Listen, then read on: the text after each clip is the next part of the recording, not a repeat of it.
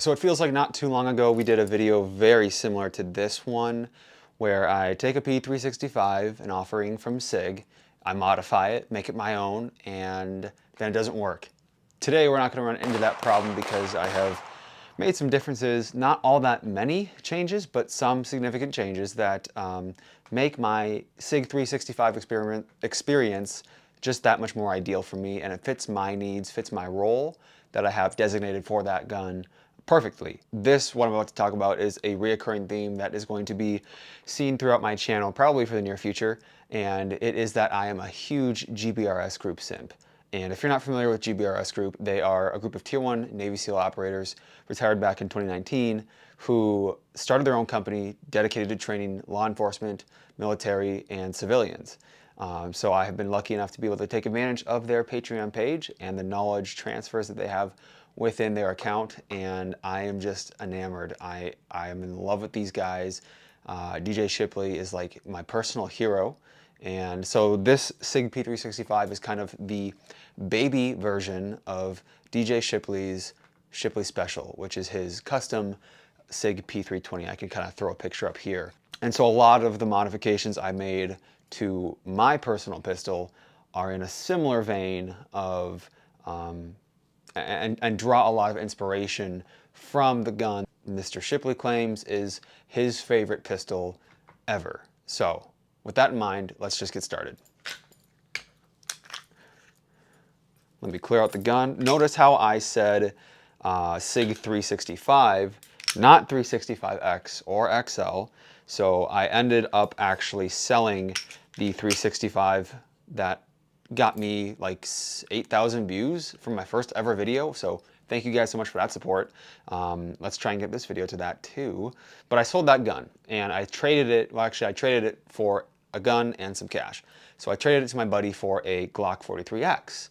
MOS. And so the 43X was great. I'm not going to talk about why I wasn't really all that satisfied with it, but it just wasn't for me. And so I went and bought a 365. I knew I wanted that shorter grip module because I wanted a gun to be a deep conceal roll for me. And so this is as small as it gets with the capacity that I'm willing to compromise to. Now, similar to my 365X build, I have the mag gut springs in my OEM magazines, and so this allows me to get 12 rounds basically flush fit into the gun. Pretty cool, huh? My goal is to maximize on capacity, getting as much as I can with as little footprint or added length to the actual grip and to what actually prints as possible. So that I'm very content with. Next up, the grip module. We're just gonna go like from bottom up, so kind of moving on up. Grip module, I did some custom stippling too. I stippled the back of the grip just a little bit, enough for kind of the webbing of my hand to get a nice purchase and kind of be met with some friction and resistance. I left the neighboring area to the trigger guard, right where your middle finger goes, perfectly smooth because I wanted to be able to, when I draw from concealment, to be able to just really find that perfect spot easily, quickly, and without friction at that point. If you are not a Patreon of GBRS Groups, I stippled this gun exactly how DJ Custom stippled his own gun and his own frame. And then on the trigger guard, I stippled all the way up so that when I mate the gun, two hands, I have good friction to really index and drive that gun, controlling recoil. Next is the Armory Craft skeletonized flat trigger. So the 365 comes with a curved trigger. I actually do like that trigger, better than the Sig stock flat trigger. But I like the Armory Craft flat trigger better than I like the curved trigger. So this one technically reduces on the pull weight.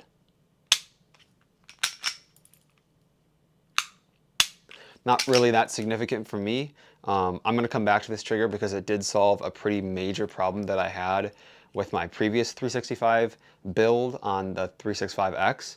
And it was like almost debilitating. So continuing along the frame, I did opt for the manual safety version of the 365.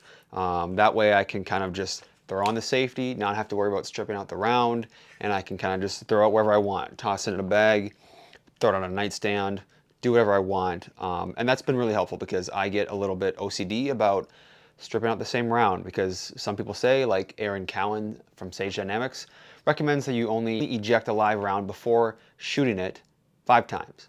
And so for me, the times when I unholster and want to set the gun down somewhere, but don't want to have it go off at any moment's notice, that's more than 5 times per round. And I'm broke. I don't want to be shooting defense ammo all of the time. So I do like a good manual safety.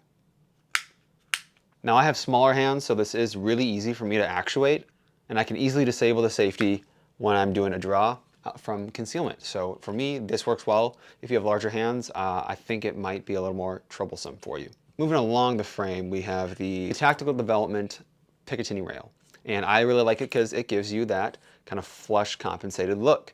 And on DJ's build, he's got a flush comp with his P320 like TXG grip module. So this was an easy way for me to just extend out that grip, make it look cooler. Next, I have the Live Free Armory LF365 slide. This slide has gotten some poor reviews online. I think I got a decent one. One problem that was going on was when you would try and dry fire, it started with dry fire and then moved to live fire. And these were reports from the guy that I actually sold my 365X, where this slide used to live on, to. We traded slides because it was giving him some significant problems. But when you would pull the trigger, the slide would ever so slightly creep rearwards as you pulled the trigger, and it would go rearwards enough to the point where the trigger wouldn't work properly. So it would become like a 20-pound pull, to where you'd have to like really yank on the trigger before the slide would go back into place and shoot the round off. So significant problem, very bad. But with this Armory Craft trigger that I've got here, for some reason, I have not had a single issue with this slide, and I've put a couple hundred rounds through it and no issues. Done a lot of dry fire with it, no issues. So I'm kind of surprised, but guess it's just a great trigger.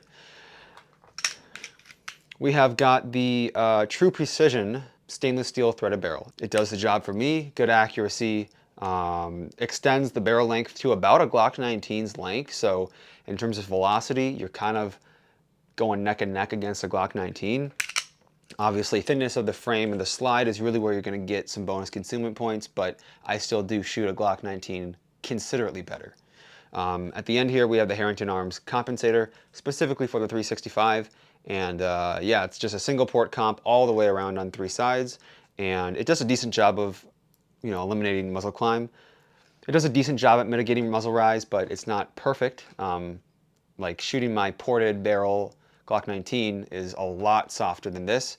I removed the rear sight and the front sight because DJ did that with his build. He believes that either you're actually referencing the dot or you're just backplate shooting, utilizing your entire gun as your reference point to break off a shot that's accurate enough for distances where it doesn't matter if you're making perfect A-zone hits. I've got the Holosun 507K X2. I have used it both with the circle dot and just the dot, and I don't know, I do really like the circle dot because it's super easy for me to acquire it, and to maintain where the dot is and track it as I'm popping off rounds. It's a little bit harder for me to do that with just the dot. Some grip angle differences make it difficult for me on presentation because Glock 19, even though it's a Shadow Systems grip where I was able to make the grip a little bit more vertical, it still is a different angle on the presentation to where you find the dot. When I try and get comfortable with my SIG and acquiring the dot, I'll miss the dot on my Glock 19 because it's slightly downwards or it's too far up and vice versa. So I'm not sure yet, but I might be opting to doing circle dot here and dot only on the Glock 19. This gun, I feel like it's just going to be playing the role more so of the bad breath distances, like me to you, me to the camera, just a few feet, honestly. And circle dot really shines in those regards, kind of like an EOTech, really shines in super fast, high speed, full dynamic CQB. So that's a build. My microwave has been beeping off for the past like 20 minutes, letting me know that my bagel sandwich is done. So I'm going to end the video here. Hope you guys enjoyed it. We got some more fun content planned. It's been a little bit of a break, I know. I've been really busy, but thanks for watching. Appreciate your time.